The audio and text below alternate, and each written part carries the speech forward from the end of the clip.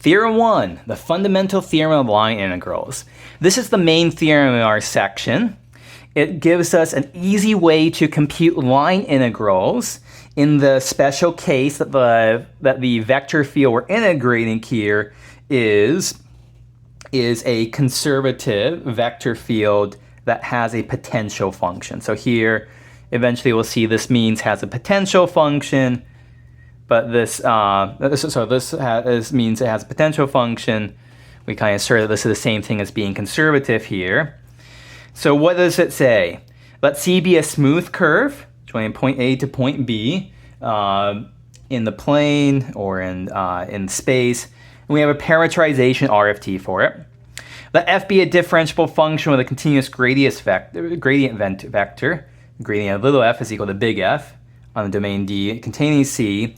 Then the integral over C of f dot dr is equal to little f evaluated at B, one endpoint, minus little f evaluated at point A, the other endpoint. And so this is going to give us a very, very easy way to evaluate vector line integrals. If we have a potential function in our pocket, we don't have to go through all the 16.2 stuff. All we have to do is plug in the endpoints into our potential function and subtract. So we'll see how to apply this in future videos.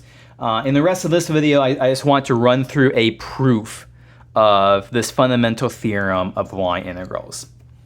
So how do we prove this?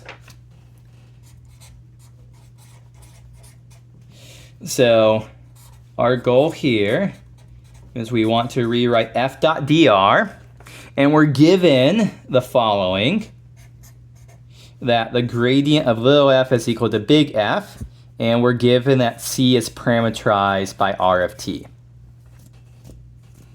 Okay, so first thing I'm going to do is I'm going to replace f, big F, with the gradient of little f.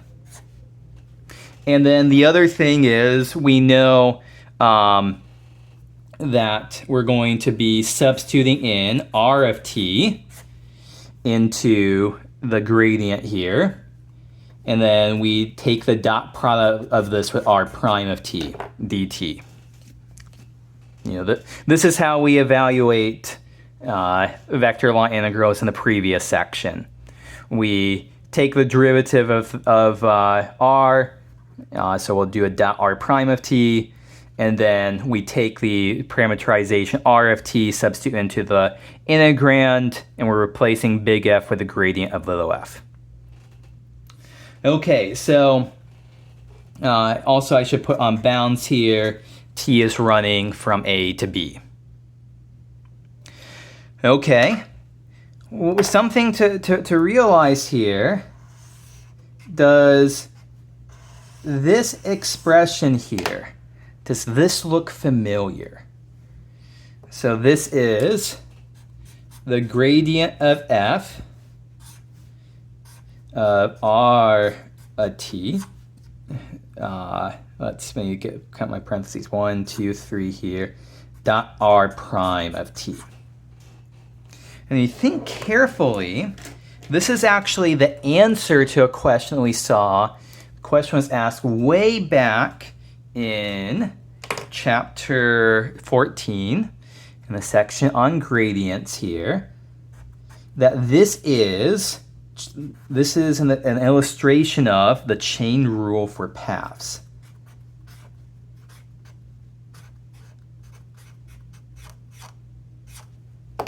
This is the chain rule